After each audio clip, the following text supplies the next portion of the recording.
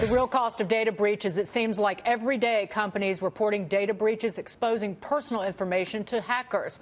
But you might be surprised at the source of these attacks. Verizon is out with its annual data breach investigations report, which covers more than 55,000 cybersecurity incidents and data breaches from 65 countries. Joining us now for a Fox Business exclusive is Verizon's global head of cybersecurity, John Loveland. What were your biggest findings, John? Well, thanks, Dagan, for having me. And as you mentioned, we looked at 53,000 security incidents last year in this report. And then we also, and from that, we identified about 2,200 security breaches. And that's the breach. The difference between an incident and a breach is where there's been a confirmed data disclosure. And, as your audience is probably very familiar, ransomware was very big last year. So the names of Petya and WannaCry, these strange names that are assigned to malware attacks, I mean, they really led the malware and the exploits last year. We saw a significant jump over the previous year, now accounting for 40% these ransomware attacks.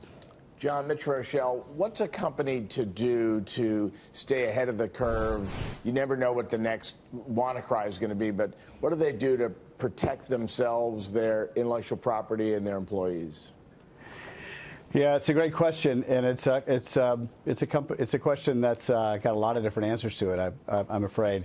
The first step, I think, is work with data and understand the nature of the threats you face, and that's one of the reasons why we put together the Data Breach Investigations Report, is to separate the hype from the reality.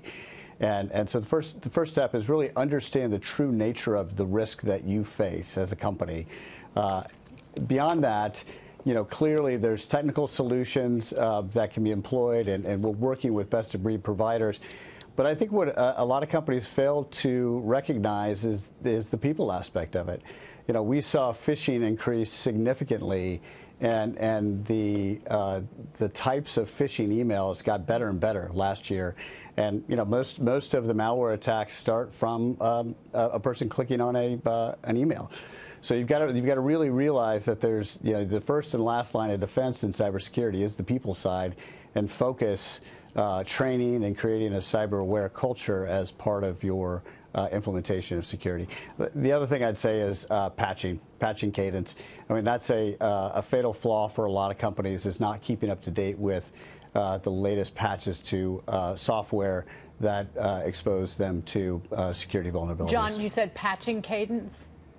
I just like the phrase, that's all. This is a good one. Yeah, and an important one. That's the rabbit hole of cybersecurity, I think. No, it just sounds really cool, quite frankly. Yeah, I mean, look, we saw, and this happened with the Equifax breach last year, which was, really one of those marquee attacks that got a lot of people's attention, and it came down to a failure in their patching of certain software that created the vulnerability that was exploited. John, I just want to bring this up. This is Leah Gabriel. You reported that half the breaches were perpetrated by organized crime. Do you see the FBI or other law enforcement organizations doing something about this? Well, there's no doubt, and we often work closely with FBI, U.S. Secret Service, and other agencies. And when we do breach investigations, there is a real concern on the part of the federal government around cybersecurity. And I think what's needed more and more is this public-private partnership. So we're going to see some things as Verizon that others don't.